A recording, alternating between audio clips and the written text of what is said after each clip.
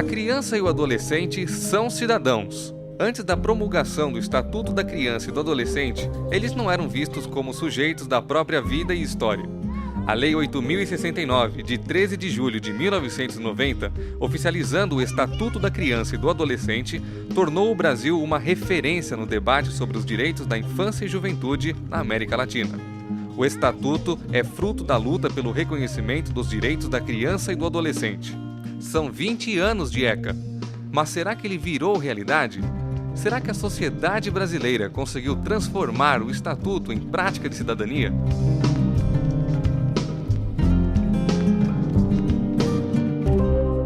A criança era um ser existente, mas não tinha na concepção a ideia de sujeito. Era um sujeito inexistente. Em consequência, viajar 15 quilômetros para chegar numa escola, tudo bem. Morrer nas maternidades à vontade, tudo bem. Trabalhar 14 horas por dia, é isso aí. Portanto, é a inexistência de um sujeito da história que permitia uma concepção tão desastrosa. Nós tínhamos aqui um processo de trabalho chamado Educação de Rua, e eu me recordo das crianças desenhando na Praça Matriz. O que eles queriam? Qual era a expectativa deles? Eles desenhavam casa, desenhavam escola, desenhavam praça. Isso que eles desenhavam lá atrás, nós conquistamos no ECA, enquanto uma lei que realmente muda a concepção na nossa realidade brasileira e propõe nova ordenação. Outra coisa importante com o Estatuto é os conselhos, né? Você tem Conselho da Criança e Adolescente, que fala dos direitos da criança e adolescente, e você tem os conselhos tutelares. O PROCON das crianças é o conselho tutelar. O PROCON é uma coisa que pegou, mexeu no bolso, a população, a sociedade aciona o PROCON. E exatamente essa luta nossa é que a população brasileira, a sociedade brasileira e as próprias crianças acionem o Conselho Tutelar. Ele é o zelador, é ali que chega a primeira denúncia, é ali que chega quantas crianças estão procurando creche, é ali que chega quantas crianças foi violadas sexualmente, é ali que chega as dificuldades socioeconômicas das famílias. O Conselho Tutelar, na verdade, sistematicamente ele é uma pesquisa itinerante, permanente de informações sobre a infância em qualquer cidade brasileira.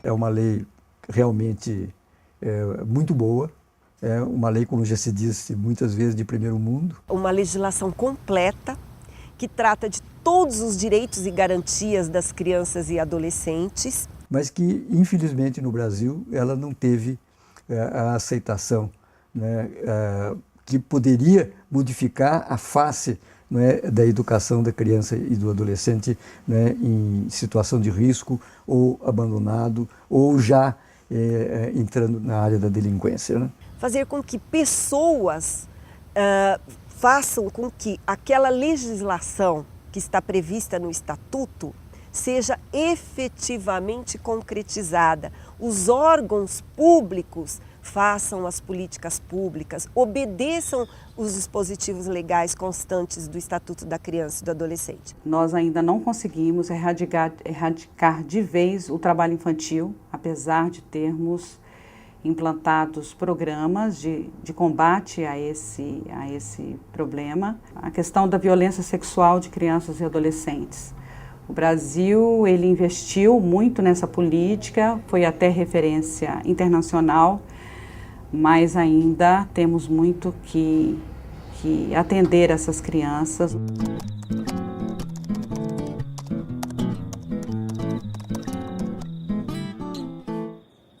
Essa nova ordenação que o ECA requer exige muito uma mudança de subjetividade, que eu diria uma mudança de cultura, que é aquela cultura do favor, muito presente na nossa história do Brasil e da América Latina. A garantia de novas relações entre saber e poder, inclusive mexendo com as estruturas que perpetuam a forte desigualdade social, política e econômica que nós possuímos. Tem ainda a marca da cultura assistencialista e tutelada.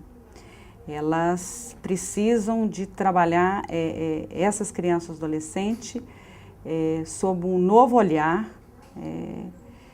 que o Estatuto preconiza nos seus diversos enunciados. E também a violência praticada contra o adolescente e a violência cometida pelo adolescente. Ainda é um vácuo que nós temos ainda que cumprir nesta lei.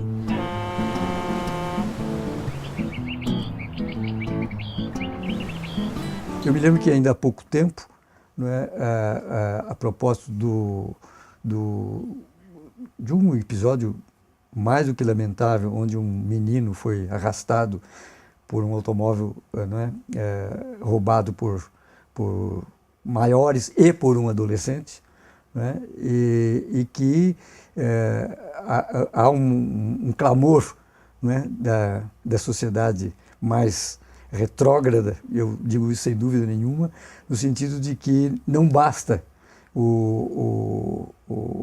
a internação, né, nesses casos por um prazo até 3 anos, né?